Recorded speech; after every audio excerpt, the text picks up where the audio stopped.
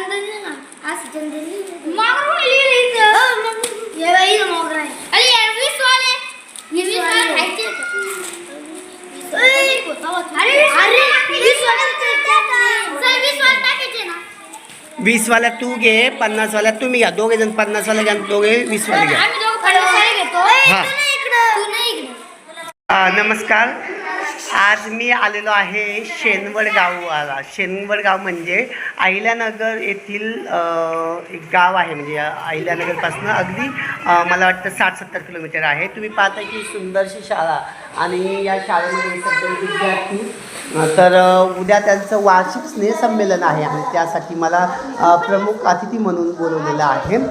मला सांगायला आनंद वाटतो की खरं तर तुम्ही पाहता ह्या ज्या मॅडम आहेत ज्या दीपाली पुराणिक मॅडम ज्या स्वतः त्यांनी काही वर्ष आपल्या दृष्टीहीन बांधवांसाठी कार्य केलेलं आहे आणि आज त्या इथे एक वर्ग शिक्षिका म्हणून काम पाहतात. खरं तर त्यांच्या शाळेमध्ये स्नेहसंमेलन आणि त्यांनी मला इथे बोलवलेलं आहे. पण खूप सुंदर वाटलं की त्यांनी एक सुंदरशी आयडिया दिली आणि ती म्हणजे अशी की त्यांनी सांगितलं की सर तुमच्या संस्थेमध्ये जी मुलं अगरबत्ती बनवतात तर ती अगरबत्ती तुम्ही घेऊन या. मी माझ्या विद्यार्थ्यांना आज आमच्या गावामध्ये कार्यक्रम आहे तर त्या कार्यक्रमामध्ये आम्ही ती अगरबत्ती विकू. तुम्ही कशी विकणार ही अगरबत्ती? सर 20 ला विकणार आणि 50 ला विकणार. हा पण कुणाला विकणार तुम्ही? इतरांना माणसांना विकणार आहे. आणि त्यांना काय सांगणार तुम्ही? सर हां 50 ची अगरबत्ती हां पण ही अगरबत्ती कुणी बनवलेली काय सांगणार तुम्ही?